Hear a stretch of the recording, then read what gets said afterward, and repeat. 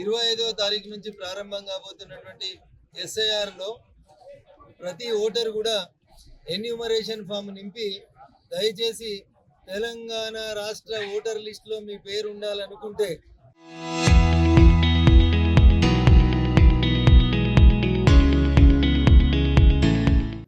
BLO మీ ఇంటికి వచ్చినప్పుడు 2 enumeration ఫామ్లు ఇస్తాడు.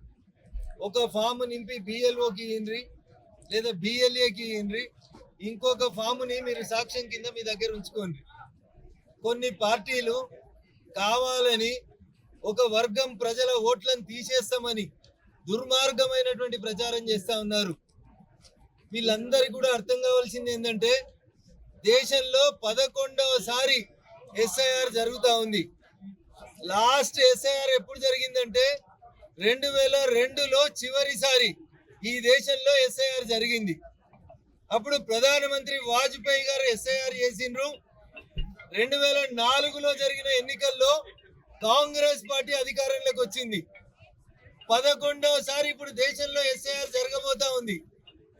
ఎస్ఐఆర్ లో బిఎల్ఓ ఎవరైతే ఇంటింటికి వస్తాడో ఆ బిఎల్ఓ రాష్ట్ర ప్రభుత్వ ఉద్యోగి మాత్రమే ఉంటాడు.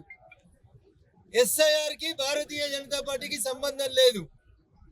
కాంగ్రెస్ పాలిత కర్ణాటకలో కూడా ఎస్ఐఆర్ జరుగుతుంది. మొన్నటిదాకా ముఖ్యమంత్రి ఉన్న సిద్ధరామయ్య గారు కానీ ఇప్పుడు ముఖ్యమంత్రి అయిన శివకుమార్ గాని ఎస్ఐఆర్ ని వ్యతిరేకించట్లేదు. బిఎల్ఓల నియామకం జరిగింది. తమిళనాడులో స్టాలిన్ గారి ప్రభుత్వం బిఎల్ఓల నియామకం చేసింది. ఎస్ఐఆర్ పూర్తయింది. తమిళనాడులో ఎన్నికలు అయిపోయినాయి. విజయ్ గారు ముఖ్యమంత్రి అయినరు. కేరళలో పినరసు విజయ్ ప్రభుత్వం బిఎల్ఓల నియామకం చేసింది. నేను ఏం చెప్పదలుచుకున్నా అంటే బిఎల్ఓల నియామకాన్ని రాష్ట్ర ప్రభుత్వాలు చేస్తాయి.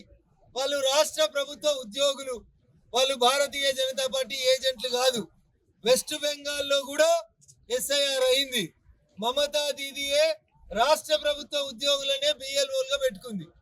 కాబట్టి ఎంఐఎం కాంగ్రెస్ నాయకులు చేస్తున్నటువంటి దుష్ప్రచారాన్ని ప్రజలారా నమ్మకండి. ఇది దేశంలో 11వసారి జరుగుతున్నటువంటి ఎస్ఐఆర్. ఎవరైతే ఎన్యూమరేషన్ ఫామ్ నింపరో వాళ్ళ ఓట్లు తొలగించబడతాయి. ఒకసారి, రెండోసారి, మూడోసారి కూడా బిఎల్ఓ బిఎల్ఏ మీ ఇళ్లలోకి వస్తారు. దయచేసి ఎన్యూమరేషన్ ఫామ్ నింపుండ్రి. నేను సర్పంచ్ని, నేను ఎంపీటీసీని, నేను లీడర్ని, నేను రిపోర్టర్ని, నేను నింపకుంటే ఏమవుతుంది అంటే ఓటర్ లిస్టులోకి వెళ్ళి పేరు పోతుంది.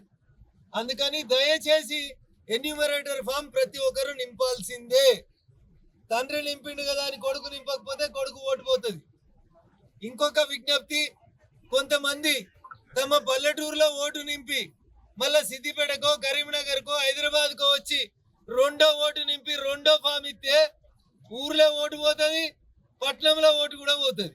అందుకని ఎన్యూమరేషన్ ఫామ్ ఒకటే ఇవ్వాలి, ఒకటే దగ్గర మ్యాపింగ్ చేయించుకోవాలి.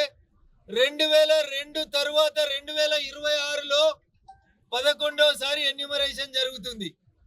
2002 నుంచి 2026 మధ్యలో చాలా మంది చనిపోయి ఉంటారు. చాలా మందికి 2 ఓట్లు ఉంటాయి. నేను చెప్పినట్టు రామాయంపేటలో ఓటు ఉంటుంది, కొంపల్లిలో ఓటు ఉంటుంది. కొంతమంది ఉద్యోగ రీత్యా ట్రాన్స్ఫర్ అయి ఉంటారు. ఇట్లాంటి వాళ్ళు ఎక్కడుంటే అక్కడ ఒకటే ఎన్యూమరేషన్ ఫామ్ నింపుండ్రి. ఎస్ఐఆర్ కి భారతీయ జనతా పార్టీకి సంబంధం లేదు. భారత ఎన్నికల సంఘం ప్రతి 10 ఏళ్లకోసారి ఎస్ఐఆర్ చేయాలని చెప్పి భారత రాజ్యాంగం చెప్తుంది. కానీ దురదృష్టం, కరోనా ఇతరత్ర కారణాల చేత ఎస్ఐఆర్ జరగడానికి 24 సంవత్సరాల గ్యాప్ వచ్చింది. కాంగ్రెస్ ఎంఐఎం పార్టీల మాటలు నమ్మకండి.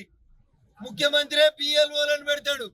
ఆయన బిఎల్ఓల మీద ఆయనకేం నమ్మిక లేకపోతే మహేష్ కుమార్ గౌడ్ గారు ఆలోచించుకోవాలి. ఈ రాష్ట్రంలో కాంగ్రెస్ పాలన జరుగుతుందా, ఇంకేం జరుగుతుందో ఒకసారి ఆలోచించుకోవాలి.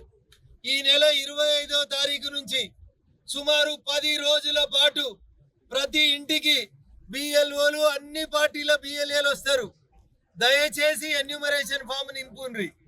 ఎన్యూమరేషన్ ఫామ్ నింపకపోతే ఓటర్ లిస్టులోకి వెళ్ళి మీ పేరు తొలగించబడుతుంది. దానికి భారతీయ జనతా పార్టీకి ఎట్లాంటి సంబంధం ఉండదు. కాబట్టి దయచేసి అర్థం చేసుకొని భారత ఎన్నికల సంఘం చేస్తున్నటువంటి పనికి అందరూ సహకరించాలి. కాంగ్రెస్ మోసపూరిత మాటలు, ఎంఐఎం నయవంచనకి ఎవరు కూడా ప్రలోభాలకు నమ్మొద్దని చెప్పి ఈ సందర్భంగా తెలంగాణ రాష్ట్ర ఓటర్ మహాశైలకి సవినయంగా అప్పీల్ చేస్తా ఉన్నా. Thank you.